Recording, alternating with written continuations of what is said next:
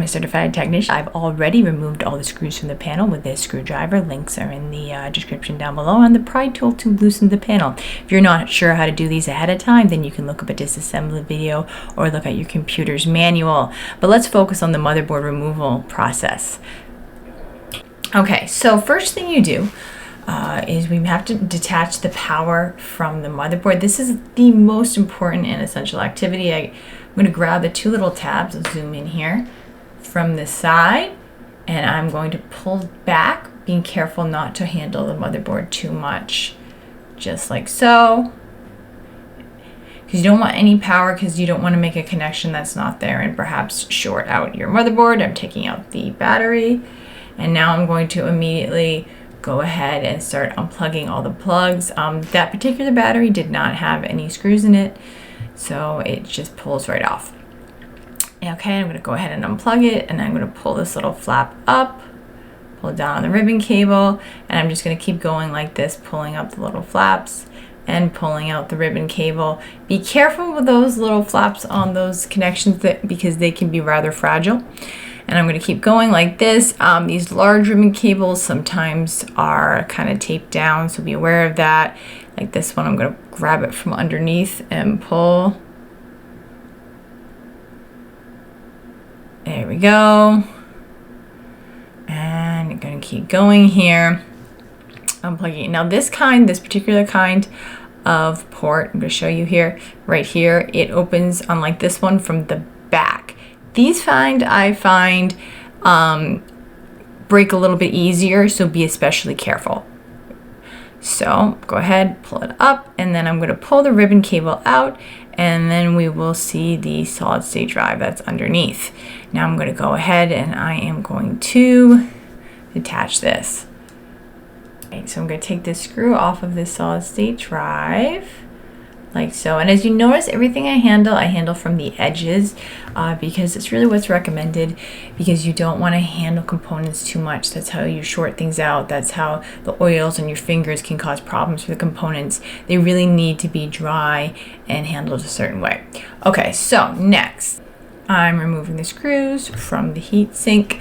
Now, one thing to keep in mind with the heat sink is it bends so incredibly easily, so we're going to be careful how we take it off, because once you bend it or have a kink in it, it won't cool the computer as well as it did before. So we're going to be really careful with this when we pull it off, because sometimes it can get stuck with the thermal paste and kind of cause some problems. All right, next thing I'm going to do though before that is I'm going to take the fan off, because sometimes they're a unit that's taped together, so I just find it easier to take them off, at the same time. Next thing we're going to do is we're going to pull out this cable. Let me give you a better shot here. So let's pull this cable out. Once again, we're going to grab the tabs on the side. Do not grab the cords. You pull just the cords out, then you often will break the plug, my friends, so let's not do that. All right. That's like that. And now we're going to go back to our motherboard. We're going to pull off that heatsink carefully. If there's any sort of resistance, we're going to wiggle and shake it loose. We're not going to just yank on it and cause it to bend.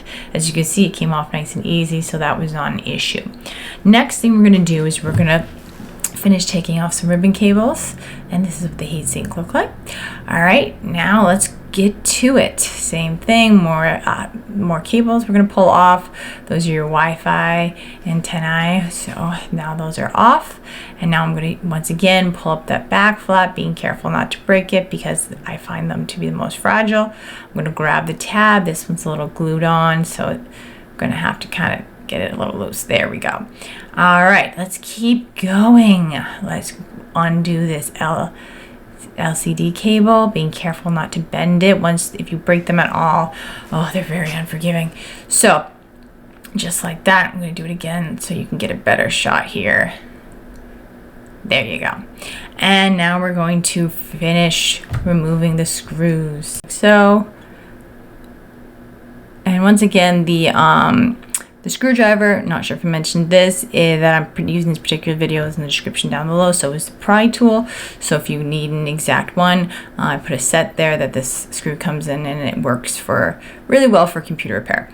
All right, now we're working on the hinge to the screen. Now I'm going to show you a really easy way to get this up. A lot of people just try pulling on it. It doesn't work very well. I'm just going to back the computer up, open it, voila, it comes up like that.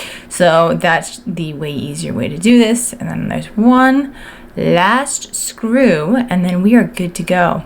And also, if you find this video in any way helpful, please like, share, and subscribe for more great videos, guys. All right, here we go. It's free, just like that. Anyway, from one egghead to another egghead, this is Liz signing out.